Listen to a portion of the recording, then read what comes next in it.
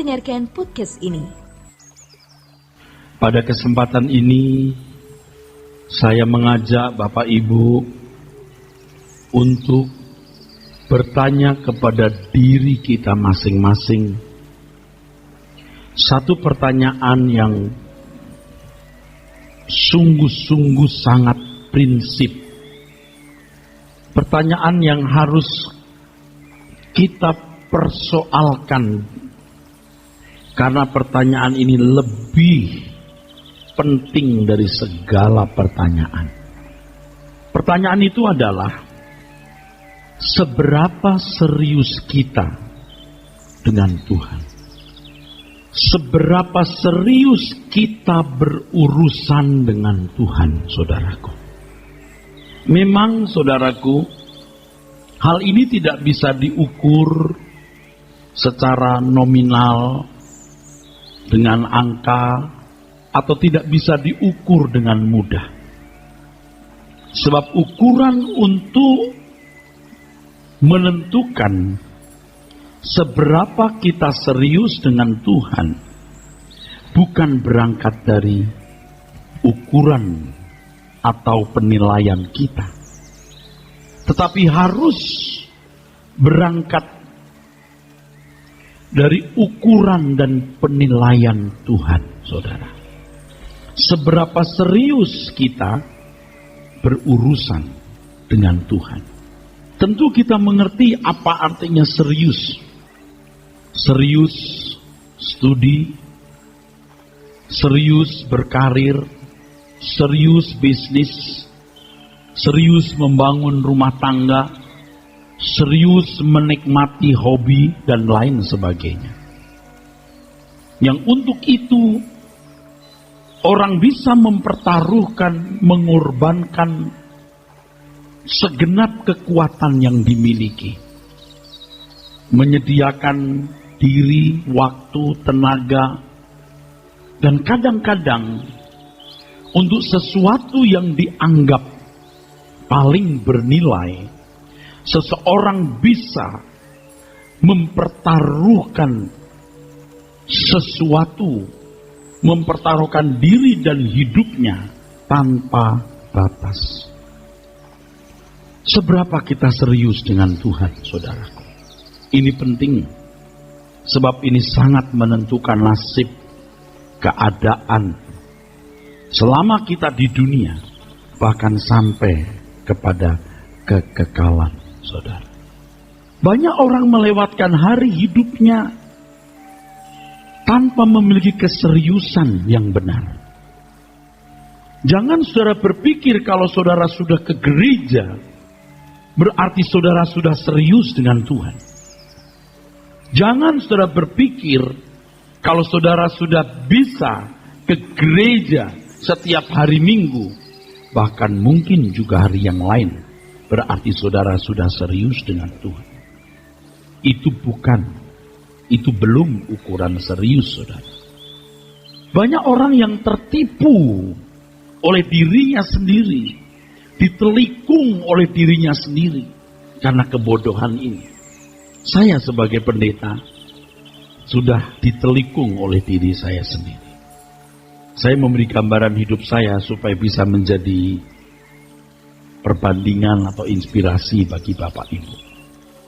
Karena saya melayani Tuhan, dalam tanda kutip melayani Tuhan, saya memberi diri menjadi full timer, menjadi pendeta. Saya merasa bahwa saya sudah serius dengan Tuhan. Tanpa saya sadari, saudara, ada motif ikutan. Kalau dalam dunia tambang ada mineral ikutan. Saya sudah berkecimpung di dunia ini. Motif ikutan.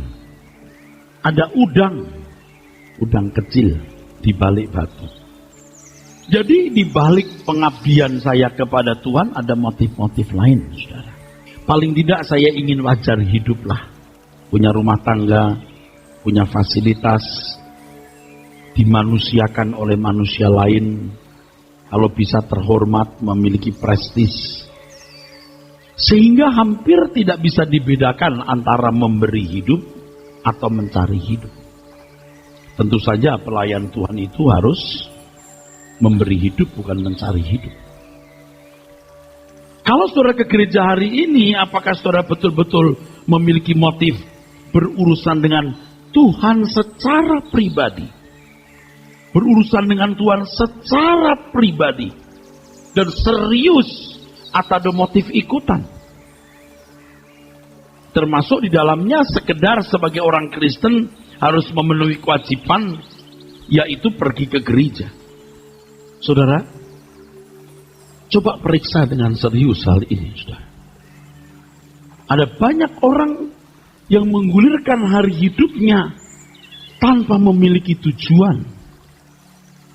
Yang penting hari demi hari dapat dijalani, hari demi hari dapat dijalani. Yang lain kuliah, ikut kuliah. Yang lain berkarir, juga berkarir. Yang lain punya nafkah, juga mencari nafkah. Yang lain menikah. Inilah yang menjebak banyak orang. Saudara, kalau binatang atau hewan itu menggulirkan harinya seperti itu, tidak jauh beda. Hanya untuk membuat eksis, untuk bertahan hidup dalam siklus kehidupan sesuai dengan habitatnya. Tetapi manusia itu berbeda, saudara. Manusia itu diciptakan Tuhan dengan roh dari Allah. Manusia memiliki roh atau nesyama dari Allah. Dan manusia diciptakan dengan pikiran untuk menganalisa, mempertimbangkan sesuatu, mengambil keputusan, dan memilih. Manusia diberi Tuhan perasaan untuk merasa. Sehingga manusia mestinya tahu apakah ia ada di tempat yang menyenangkan hati penciptanya atau tidak. Dan manusia memiliki kehendak. Dengan kehendak itu manusia bisa mengarahkan dirinya sesuai dengan apa yang dipandangnya baik. Tidak ada makhluk gratis. Ketika Allah menciptakan Adam ditarget, saudaraku. Ditarget untuk sempurna. Seperti yang saya kemukakan berkali-kali,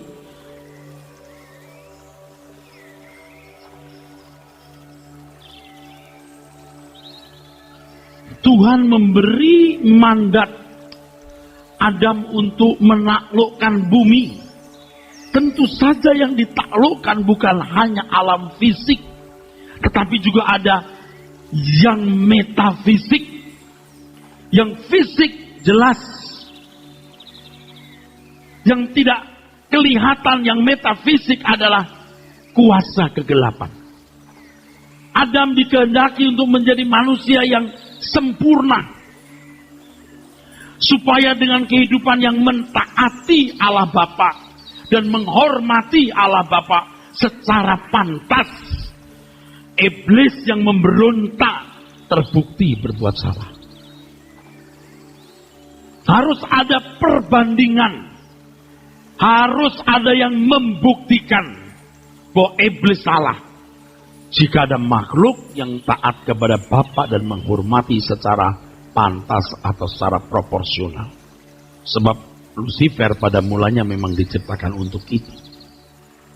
Tetapi rupanya Adam gagal, saudaraku. Adam gagal, saudaraku. Target yang mesti dicapai oleh Adam gagal, saudara. Jadi sebenarnya tidak ada makhluk yang gratis. Manusia yang memiliki nesyama roh dari Allah adalah anak Allah yang sebenarnya dikehendaki oleh Allah untuk menggenapi rencana Allah penciptanya, mengalahkan Lucifer. Dengan kehidupan yang taat kepada Bapa dan menghormati Bapa secara pantas, Lucifer bisa dihukum.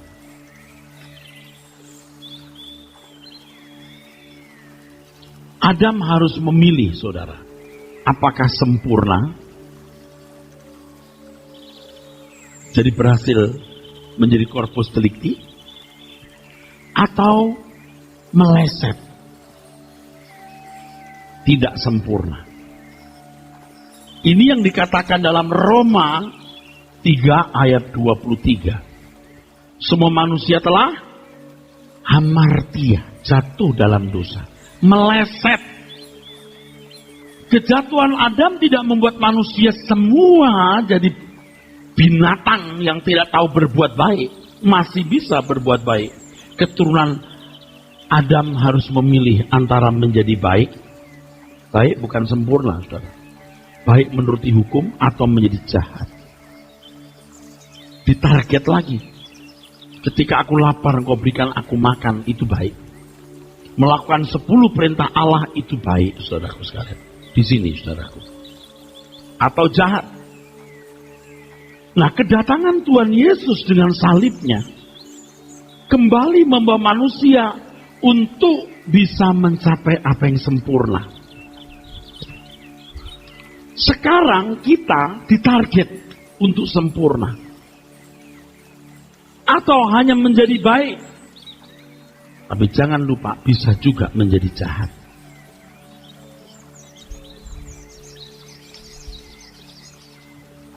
Kalau jahat pasti masuk neraka. Walaupun dia mengaku percaya. Itu hanya mulut, sebab kalau percaya dia pasti tidak jahat. Atau baik. Dia hanya menjadi anggota masyarakat. Tapi kalau sempurna sesuai target Bapa, akan dimuliakan bersama dengan Tuhan Yesus.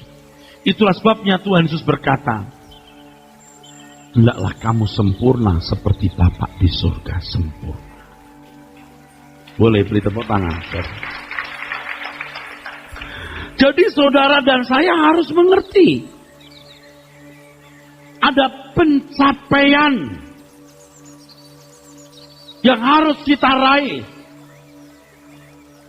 Ada target yang harus kita capai sempurna. Bicara soal keseriusan, itu bicara soal apakah engkau mengusahakan dirimu untuk sempurna. Tapi banyak orang hanya sampai di baik. Dan dianggap itu sudah memenuhi standar. Ini bodoh, saudaraku sekalian. Sebab Tuhan mengendaki kita bukan hanya menjadi baik. Tapi Tuhan mengendaki kita menjadi sempurna, saudara. Nah,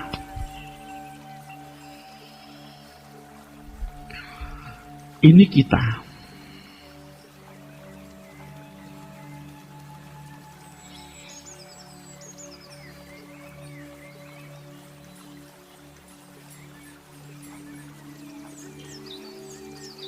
Ini kuburan. Kuburannya orang Batak, gede-gede salibnya. Orang Batak itu betul-betul gila salibnya, saudara. Kuburannya salibnya. Atau Manado. Saya pulang dari Manado. Kuburannya kecil, salibnya gede. Itu bisa buat orang salib begini. Jadi kalau pas hari Paskah bisa dicabut, dipinjam dulu. Gila itu bikin kuburan itu. Orang-orang Manado itu juga. Kenapa nggak kecil ya? Gede. Kuburannya kecil, salibnya gede. Nggak tahu apa maknanya itu. Jadi ini salibnya, ini kuburan orang Batak atau orang Manado. Pasti di sini banyak orang Batak, ya. Seorang Batak itu seperti bangsa Yahudi, di mana-mana ada. Namanya diaspora, saudara. Jadi nanti suatu hari balik ke tanah leluhurnya. Ini kalau orang Israel. Tapi kalau orang Batak nggak balik karena orang Batak itu adaptasinya bagus. Makanya HKBP itu di mana-mana ada. Orang Batak itu dari wakil presiden sampai tukang copet itu orang Batak. Ada tukang copet orang Batak ada. Orang Jawa sama, dari presiden sampai tukang begal Jawa. Makanya memenangkan orang Jawa itu memenangkan separuh orang Indonesia, saudaraku. Jangan tersinggung orang Batak sama orang Jawa ya. Saya cuma memberikan fakta empiris. Tapi masih kalah sama orang Tionghoa. Orang Tionghoa itu ke ujung bumi juga ada. You pasti heran di Palestina ya, di tempat di mana gersangnya Chinese food. Luar biasa. Orang Cina juga gila, saudara. Orang dari ujung-ujung sana ada. Dari RRC dia mengembara kemana-mana. Ya. Di Amerika banyak orang-orang kaya itu orang-orang Tionghoa, orang-orang Chinese. Kembali ke orang Batak. Tadi saya nyebut yang lain supaya nggak terlalu marah orang Bataknya. Tapi saya baru pulang dari Manado betul-betul. Saya sudah menyaksikan kuburan dengan salib yang segede gitu, saudaraku. Nah, ini saudara, 10, 15, 20, 25, 30, 35, 40, 50, 60. Ah, ini bukan angka lotre. Jangan saudara beli togel gara-gara saya kasih angka ini. Ini umur, tahu ya? Udah tahu kan umur? Sebab kalau sudah bicara soal salib, kuburan, ada angka-angka langsung serpir umur, betul. Orang banyak mikir nanti di sini baru berusaha punya nilai bagus. Nggak bisa. Nggak bisa. Kalau anakmu jadi pinter dan berhasil, itu dari hari pertama sekolah, tidak terlambat, ulangan pertama, bagus, seterusnya, dari sini. Seriusnya bukan nanti. Seriusnya mulai sekarang. Kalau usia manusia 70 tahun, mestinya minimal 1 tahun ada tambahan 1. Jadi 10 tahun poinnya 10. Umur 20 tahun poinnya 20. Umur 40 poinnya 40. Umur 50 poinnya 50. Sampai 70 poinnya 70. Kalau bisa 1,2, 1,1, itu bisa 100 nilainya. Nah, sekarang saya tanya, saudara poinnya berapa? Jangan ketawa, ini serius pertanyaan ini. Kira-kira Anda sudah mengumpulkan poin berapa? Jangan pura-pura tidak tahu bahasa Indonesia. Coba, Anda usia 50, poinnya mestinya 50. Sekarang saudara poinnya berapa? Mestinya kita ini serius sesuai dengan umur pengiringan, umur biologis, umur rohani kita. Begitulah poin yang telah kita kumpulkan. Poin ini bicara soal kehidupan yang selalu menyukakan Tuhan. Baik kamu makan atau minum atau melakukan sesuatu yang lain, lakukan semua untuk kemuliaan Allah. Nah, banyak orang itu merasa waktunya masih panjang. Dia bukan hanya tidak serius, tapi bahkan minus, bikin dosa, seneng ini, seneng itu, tidak fokus. Ini di sini, saudara. Jangan seperti binatang yang hanya mempertahankan umur, mempertahankan hidup. Banyak orang seperti di Lukas pasal 12, 18 sampai 21, mati dalam kemiskinan abadi, terbuang dari hadirat Tuhan. Coba saya tanya kepada saudara, tanya lagi. Kalau ada orang bertanya kepada saudara, sekarang saya bertanya, saudara memiliki kehidupan ini, sudah merasa sukses atau belum? Jangan keras-keras.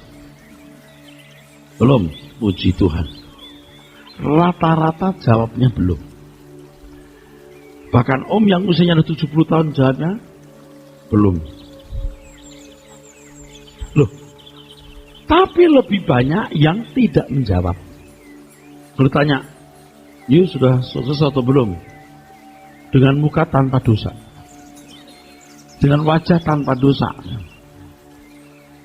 Belum tahu nggak sih pertanyaannya? Tahu. Menurut you sudah sukses atau belum? Lebih banyak menjawab belum, tapi paling banyak diam. Kenapa diam? Bingung.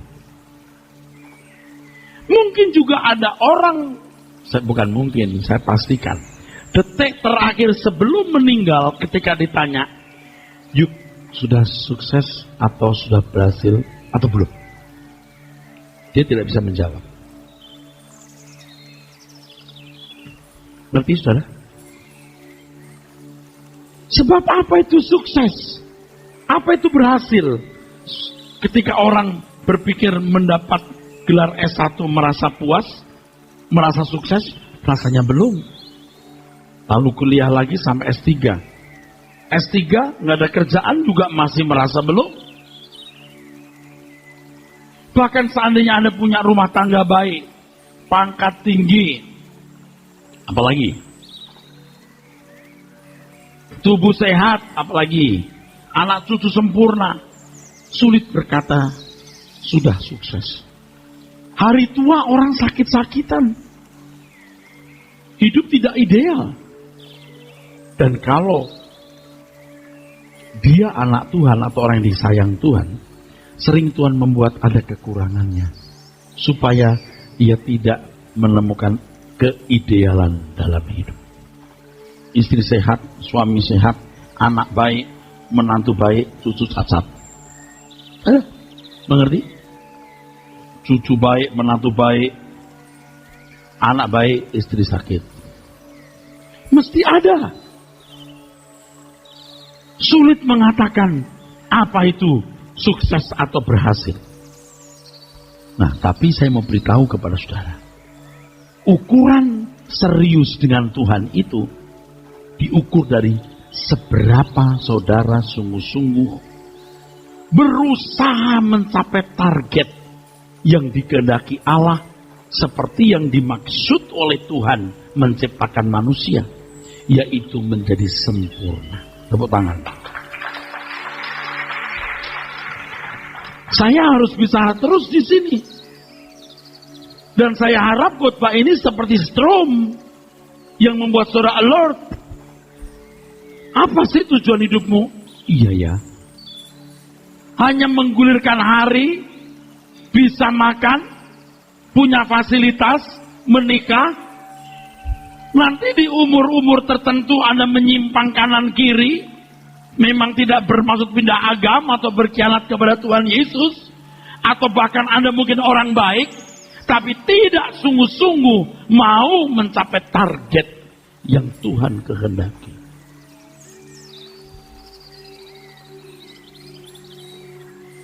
Paulus berkata di dalam 1 Korintus 9 ayat 26,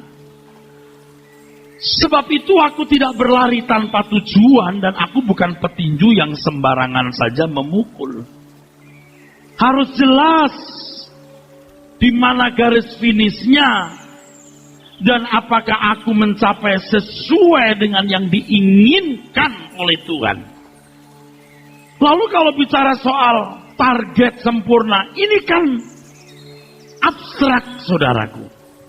Tetapi kita percaya bahwa Tuhan Yesus sebagai guru berjanji mau memuridkan kita, jadikan semua bangsa muridku.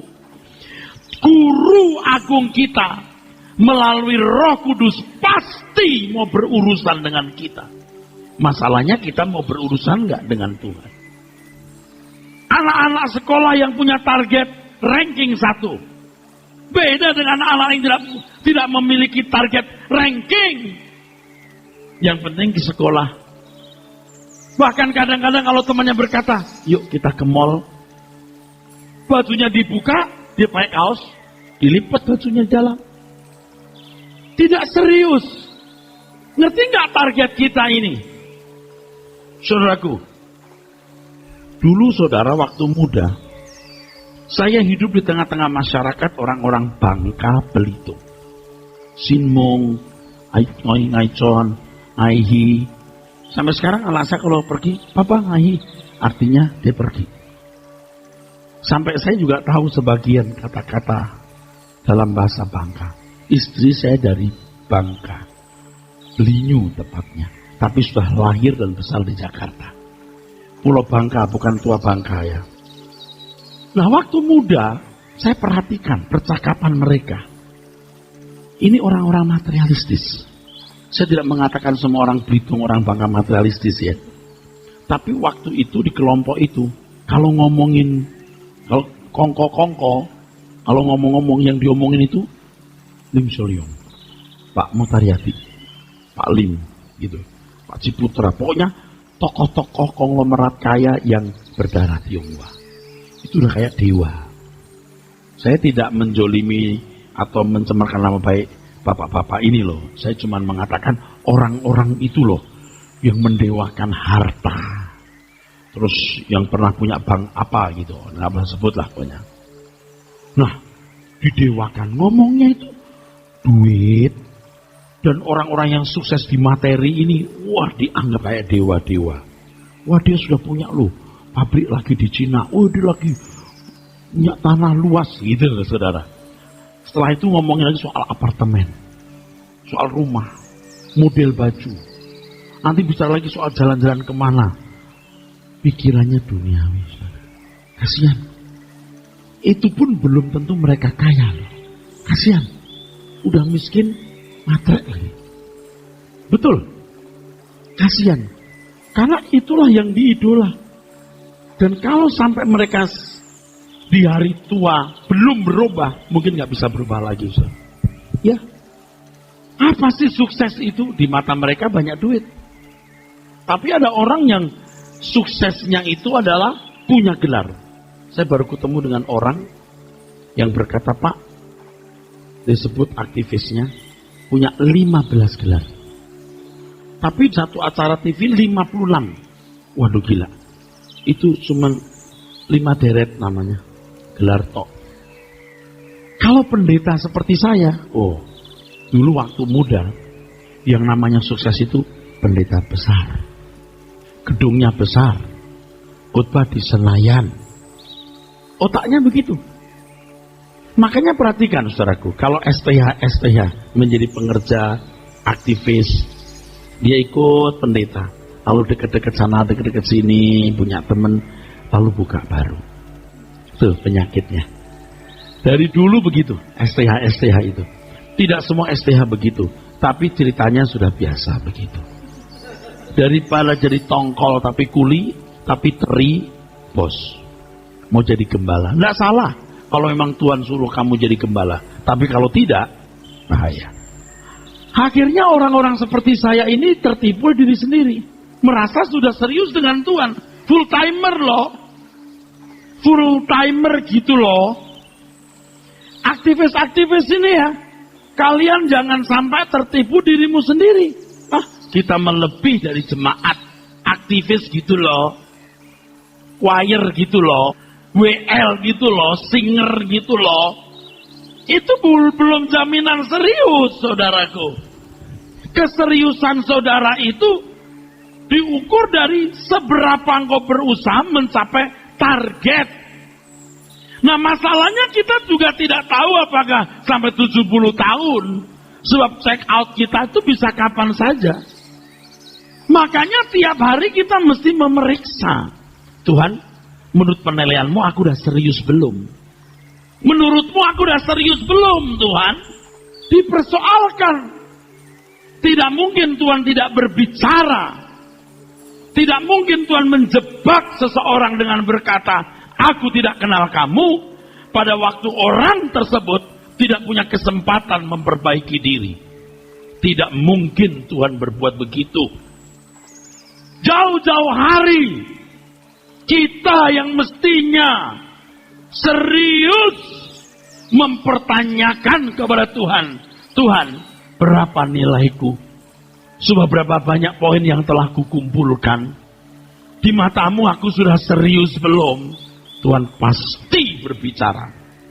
Tapi yang saya persoalkan jodoh, kerjaan, bukan tidak boleh. Tapi saya memberi saran, kalau cuma kerjaan, yuk cari kerjaan saja. Maksimalkan potensi dirimu. Anda tidak berdoa pun Tuhan buka jalan. Orang kafir tanpa Tuhan aja bisa. Persoalkan hal ini. Mungkin sudah berkata, ya Pak Pendeta, boro-boro Pak Pendeta ngomongin surga. Hidup kita hari ini aja banyak masalah. Sebenarnya masalah itu justru membuka mata saudara untuk melihat bahwa dunia ini tidak ideal. Dunia ini tidak ideal. Saudara dan saya ini umat pilihan loh. Kita itu oleh salib mau dibawa ke sini. Anda pilih yang sempurna atau baik atau jahat. Yang ini pasti masuk neraka deh. Yang ini menjadi anggota masyarakat. Tetapi saudara, orientasi targetnya itu menjadi keluarga kerajaan Allah dimuliakan bersama dengan Tuhan Yesus di sini. Jangan berlari tanpa tujuan. Jangan seperti petinju yang sembarangan memukul. Karena merasa waktunya masih banyak, saudara sembarangan. Makanya tadi saya beri ilustrasi kalau anak punya target ranking 1. Wah, dari hari pertama dia sekolah sudah serius. Ini mestinya lebih serius. Apapun dan bagaimanapun keadaan saudara hari ini, sudah, lupakan semua beban persoalanmu. Selesaikan dengan tanggung jawab, Tuhan pasti akan menolong. Tetapi fokuskan dirimu kepada target yang harus kita capai menjadi anak-anak Allah yang berkenan. Supaya kita masuk anggota keluarga kerajaan Allah. Sempurna. Maka targetnya adalah kamu harus sempurna. Seperti Bapa di surga sempurna. Menyelenggarakan kebaktian seperti ini tidak sulit. Saya ditemani banyak sahabat-sahabat yang sungguh-sungguh bekerja dan berkarya. Tidak sulit, saudara. Ada uang yang diatur bendahara. Ada pendukungnya juga. Tuhan pasti menggerakkan hati orang-orang untuk mendukung. Walaupun tidak banyak. Lalu ada organisasi yang mengatur ini. Tidak sulit. Jadi pelayanan itu satu aspek tidak sulit. Tapi aspek yang lain yang sulit adalah merubah orang. Saya saja merubah diri saya luar biasa sulitnya. Makanya saya capek. Aduh, capek. Kalau saudara tidak punya niat mencapai ranking, Anda berkata, Pak, biar saya tukang sapu tapi saya di surga. Itu melecehkan salib Tuhan. Kalau cuma jadi tukang sapu, you nggak usah jadi Kristen. Umat perjanjian lama yang baik atau orang-orang non-Kristen dari ujung dunia manapun yang tidak pernah mendengar Injil, dihakimi menurut perbuatan, itu bisa masuk dunia akan datang. Jadi kalau Anda berkata, Pak, biar tukang sapu juga enggak apa-apa, Pak, asal saya di surga. Itu namanya kurang ajar. Kamu harus mengikuti perlombaan yang diwajibkan. Amin? Harus, gak bisa tidak, saudaraku. Jadi Anda gak bisa bilang, ya biar saya masuk, biar hanya tukang sapu enggak apa-apa, Pak, asal masuk surga. Loh, target saudara itu menjadi anak-anak Allah, masuk anggota keluarga kerajaan Allah, dimuliakan bersama dengan Tuhan Yesus. Kalau tidak ada niat, capek. Saya capek. Kok PLS tahu kita nggak ada niat? Ya kalau istilah angkat kan randomnya, saya ketemu A, si B, si C, si D. Aduh, kok jarang ya orang serius. Bahkan orang di sekeliling saya yang dekat-dekat juga, aduh kok kamu begini ya? Kok nggak rubah ya? Cuman yang menghibur hati saya adalah Yudas saja di samping Tuhan berkhianat. Tapi kan Pak Eras bukan Tuhan Yesus. Justru karena bukan Tuhan Yesus itu, di samping Tuhan Yesus saja masih begitu, apalagi di samping Erastus yang tidak sempurna. Saya mau tanya, Anda punya niat nggak untuk mencapai target ini? Anda punya niat nggak? Nah ini kesempatan cuma sekali-kalinya seumur hidup. Hanya sekali-kalinya loh. untuk dilayakkan, dimuliakan bersama dengan Tuhan Yesus. Kalau you sia-siakan, waduh tak ternilai loh nih. Makanya ya saudara, kalau sudah berpikir seperti ini, kita tidak memaksa orang ke gereja. Ngapain? Ya tapi Pak, kita kan mesti ke gereja. Ngapain ke gereja? Ya dengar firman. Untuk apa dengar firman? Fair nggak saudara? Fair, cengli. Seperti anak sekolah tapi nggak belajar, rese ganggu yang lain. Makanya para aktivis harus tahu, kita itu bukan hanya menjadi aktivis, membantu Pak Eras. Terutama saudara harus berubah karakternya menjadi seperti Kristus. Dan target itu harus betul-betul dicanangkan. Dan Anda berusaha, bukan dari tahun ke tahun, dari detik ke detik, dari menit ke menit, dari jam ke jam. Sehingga ketika jam pertama lewat, lalu Anda menoleh, aku sepanjang 2 jam ini tidak bikin salah. Aduh bahagianya. Menit berikut, jam berikut, jam berikut. Jam itu dibangun dari detik ke detik, menit ke menit. Kalau kita bisa melewatinya, bahagia saudara. Tapi biasanya orang yang berjuang seperti ini, begitu bikin salah, sakit jiwanya. Aduh kenapa kok begitu? Luar biasa. Tapi dia akan takut akan Allah. Coba saudara latih itu. Capek melayani manusia yang tidak mau berubah. Kalau dulu tidak peduli, karena kita pun juga tidak serius. Kita masih banyak kesenangan-kesenangan dan punya sambilan-sambilan yang tersembunyi dan terselubung. Namanya juga hidup wajar lah. Kita punya kelemahan kekurangan lah. Kita punya sikap permisif. Dan ini merusak. Kita kan tidak tahu kapan kubur kita. Pak, Bu, ini kesempatan yang tak ternilai loh. Sungguh-sungguh luar biasa loh. Makanya ketika saudara jadi anak Tuhan, saudara direkrut jadi murid. Harus berubah. Jadi tidak heran kalau Tuhan mengatakan lepaskan segala sesuatu supaya fokusmu benar. Ini Injil yang murni. Ini paling benar, bukan saya yang benar. Injil ini benar. Kalau tadi saya jujur mengatakan, saya pelayanan ada udang-udang di balik batu, bukan udang besar, udang-udang kecil. Tapi itu pun merusak. Ada sikap permisif. Membolehkan. Mestinya potensi yang kita kerahkan sepanjang waktu itu selalu 100%. Kalau Anda 100% bukan berarti lalu sempurna loh. Bukan berarti lalu nggak bikin salah. Bisa bikin salah. Tapi tekadmu tidak pernah kendor. 100%. Aku mau benar. Aku mau sempurna. Dari menit ke menit, dari jam ke jam, saudaraku sekalian. Tak ternilai harganya, saudara. Saya juga belum sempurna, saudara. Saya juga sering meratapi keadaanku, kenapa aku tidak kunjung sempurna. Tetapi saya berjuang dan saya tahu sulitnya. Dalam Filipi 3, 13-14, Paulus mengatakan, aku melupakan apa yang telah di belakangku, dan mengarahkan diri kepada apa yang di hadapanku, dan berlari-lari kepada tujuan untuk memperoleh hadiah. Hadiah, yakin dia punya hadiah, yaitu panggilan surgawi dari Allah dalam Yesus Kristus. Di sini Bapak Ibu ada panggilan surgawi. Yang pernah kuliah S1, S2, ngerti dong artinya hari wisuda. Kita nantikan itu hari wisuda. Saya tanya saudara, Anda menantikan panggilan surgawi tidak? Kalau tidak kan berarti Anda tidak serius. Maka ciri orang serius itu bisa dilihat dari 3 hal. Yang pertama, seberapa engkau bisa terlepas dari dosa. Dosa dalam dagingmu, dosa dalam jiwamu. Dalam daging makan, minum, dan seks. Dalam jiwamu keangkuhan, keserakahan, kebencian.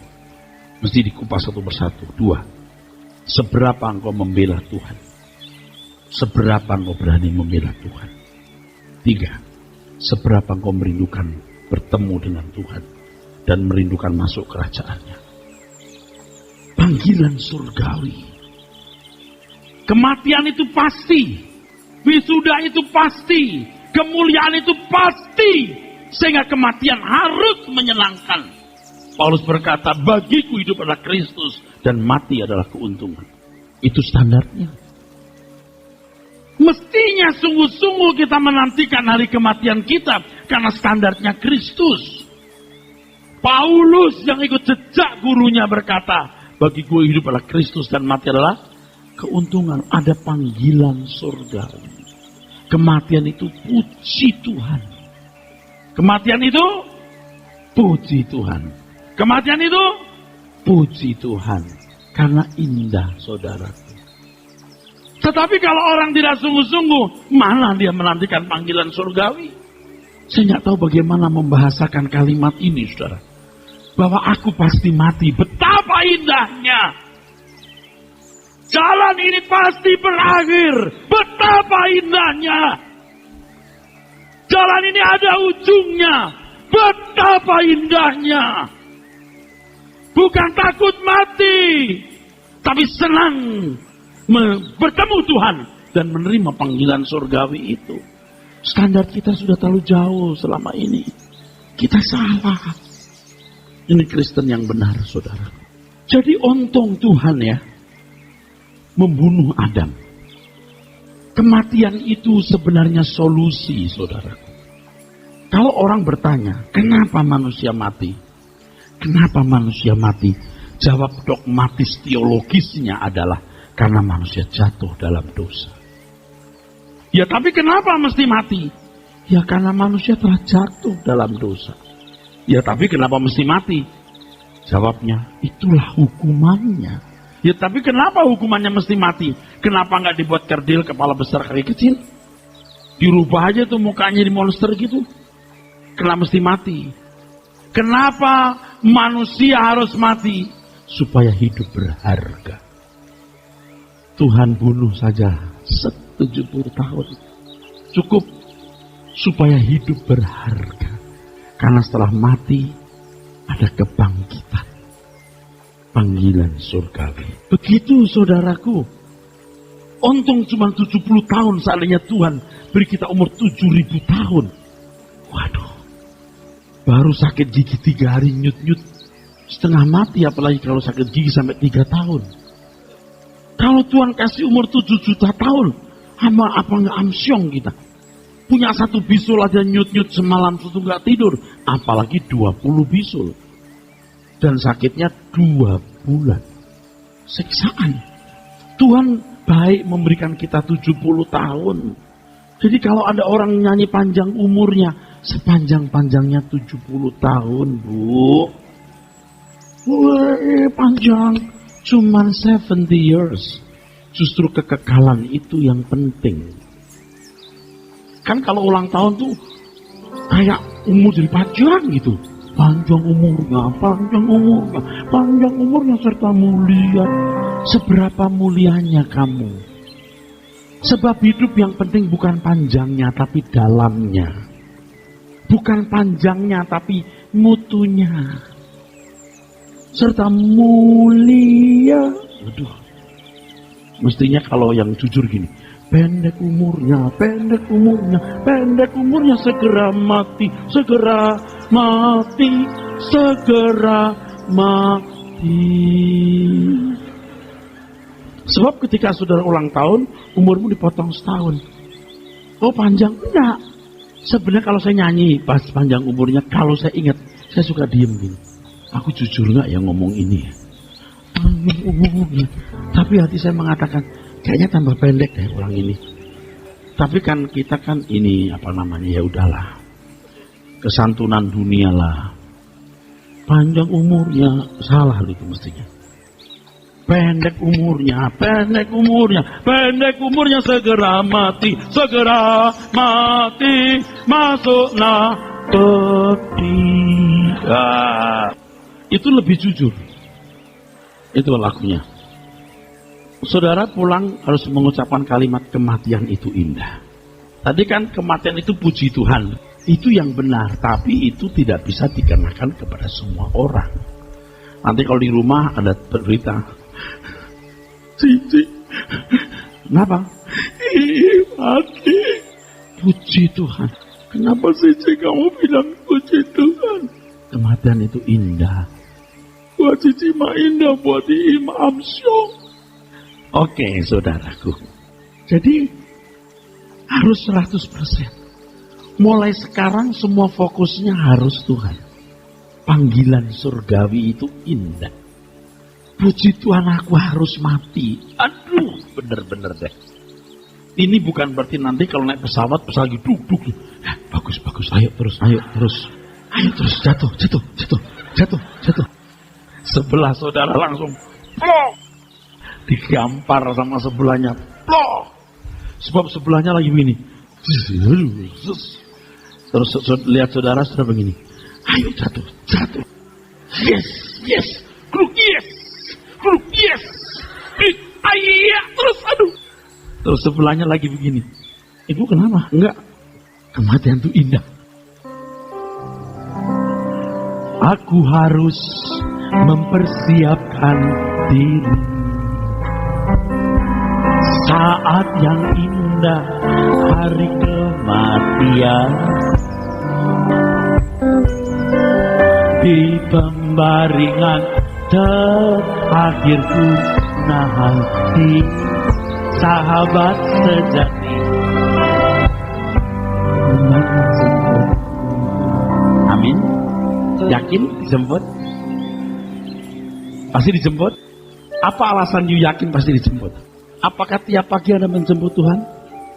Anda tidak menjemput Tuhan, Anda tidak serius. Lalu Anda minta dijemput, nggak bisa, nggak cengli. Menit ke menit harus belajar hidup benar. Satu hal yang aku harus paham, hari kematianku yang sudah pasti. Tak tahu kapan itu akan terjadi. Di perjalanan hidup ini terlalu lambat sayang. Aku harus mempersiapkan diri. Saat yang indah, hari kematian. Di pembaringan terakhirku nanti, sahabat sejati pasti menjemput. Amin. Pasti menjemput. Serius? Yakin? Harus sungguh-sungguh mempersiapkan diri. Waduh Pak, saya banyak dosa, makanya minta ampun, berdamai. Pokoknya kalau punya dosa langsung berdamai, bikin salah langsung minta ampun, bikin salah langsung minta ampun. Sering-sering begitu. Anda punya salah kecil aja, Anda terganggu. Menit pertama, menit kedua, bener jam pertama, bener jam ketiga, jam keempat. Aduh, bahagia nggak bikin salah. Begitu bikin salah, aduh. Terus kita berkata, betapa indahnya tidak kulakukan kesalahan itu. Roh Kudus tolong aku hidup tidak bercela sampai waktu menutup mata. Ku rindu seperti Yesus, kesukaanmu Bapa. Hidup ini jadi berharga. Kalau hidupmu hanya diwarnai dengan emas, perak, perhiasan, dan segala fasilitasnya, tidak berharga dan tidak mulia. Tapi kalau diwarnai dengan melakukan kehendak Bapa untuk menyelesaikan pekerjaannya, baru benar-benar mulia. Ada panggilan surgawi, saudara. Jadi tidak berlebihan kalau saya berkata, kalau Anda tidak punya niat mencapai target itu, tidak usah ke gereja. serta mulia. Waduh, mestinya kalau yang jujur gini, pendek umurnya, pendek umurnya, pendek umurnya, segera mati, segera mati, segera mati. Sebab ketika saudara ulang tahun, umurmu dipotong setahun. Oh panjang? Enggak.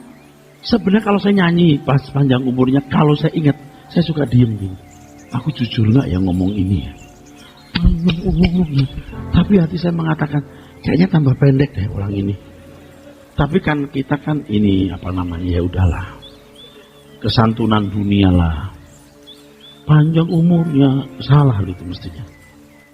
Pendek umurnya, pendek umurnya, pendek umurnya, segera mati, masuklah peti. Itu lebih jujur. Itu lakunya.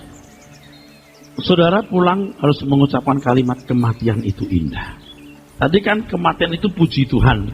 Itu yang benar, tapi itu tidak bisa dikenakan kepada semua orang. Nanti kalau di rumah ada berita, Cici, kenapa? Mati. Puji Tuhan. Kenapa Cici kamu bilang puji Tuhan? Kematian itu indah. Buat Cici mah indah, buat Imam Syong. Oke, saudaraku. Jadi harus 100%. Mulai sekarang semua fokusnya harus Tuhan. Panggilan surgawi itu indah. Puji Tuhan, aku harus mati. Aduh, bener-bener deh. Ini bukan berarti nanti kalau naik pesawat lagi duk. Bagus, ayo terus. Ayo terus, jatuh. Sebelah saudara langsung plok. Digampar sama sebelahnya. Plok. Sebab sebelahnya lagi begini. Terus lihat saudara begini. Ayo jatuh. Yes. Kruk, yes. Ayah, terus aduh. Terus sebelahnya lagi begini. Ibu kenapa? Enggak. Kematian itu indah. Aku harus mempersiapkan diri. Saat yang indah, hari kematian. Amin. Yakin dijemput? Pasti dijemput? Apa alasan you yakin pasti dijemput? Apakah tiap pagi Anda menjemput Tuhan? Anda tidak menjemput Tuhan, Anda tidak serius. Lalu Anda minta dijemput. Nggak bisa. Nggak cengli. Menit ke menit harus belajar hidup benar. Harus sungguh-sungguh mempersiapkan diri. Waduh Pak, saya banyak dosa. Makanya minta ampun, berdamai. Pokoknya kalau punya dosa langsung berdamai. Bikin salah langsung minta ampun. Bikin salah langsung minta ampun. Sering-sering begitu. Anda punya salah kecil aja, Anda terganggu. Menit pertama, menit kedua, bener jam pertama, bener jam ketiga, jam keempat. Aduh, bahagia nggak bikin salah. Begitu bikin salah, aduh. Terus kita berkata, betapa indahnya tidak kulakukan kesalahan itu. Kalau hidupmu hanya diwarnai dengan emas, perak, perhiasan, dan segala fasilitasnya, tidak berharga dan tidak mulia. Tapi kalau diwarnai dengan melakukan kehendak Bapa untuk menyelesaikan pekerjaannya, baru benar-benar mulia. Ada panggilan surgawi itu, saudara. Jadi tidak berlebihan kalau saya berkata, kalau Anda tidak punya niat mencapai target itu, tidak usah ke gereja. Amin.